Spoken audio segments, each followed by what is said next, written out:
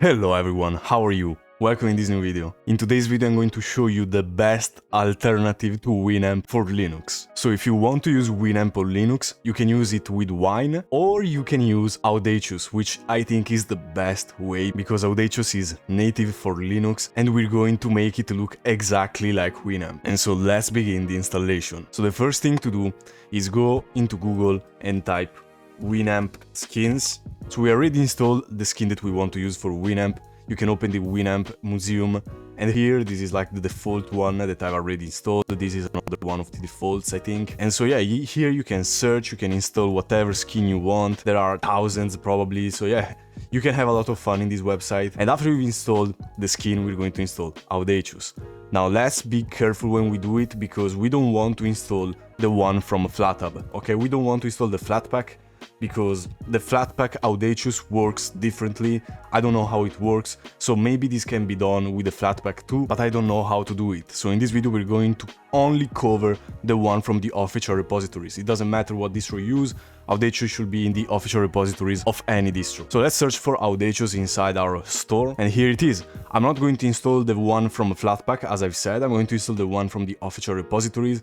If you're on Fedora, it's going to say from Fedora Linux here in Discover. So this is the right one. Now I'm going to click on install, and here it is. It has finished the installation. So I'm going to launch it, and this is Audacious by default.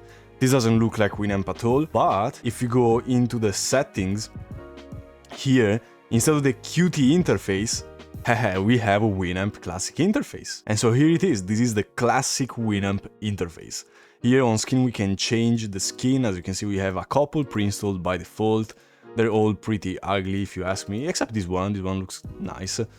And yeah, this is pretty ugly too. So let's install the Winamp skin that we want. So here we're going to extract the file that we have installed from the Winamp website.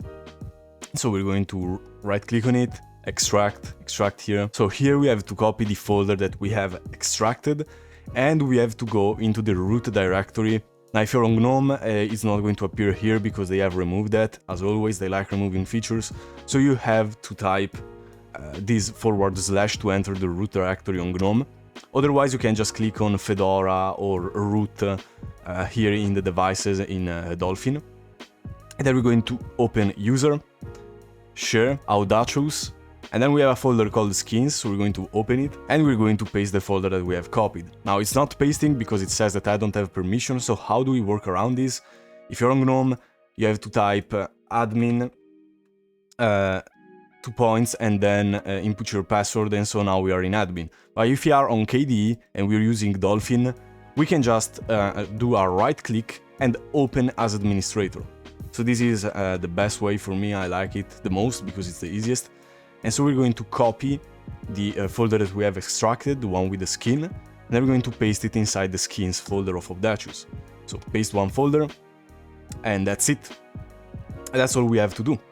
So we're going to close all of this, and here in the Audacious settings, we can change, and okay, we have to restart Audacious, so let's restart Audacious. Let's go into the settings, and let's change to base, for example, and look at this.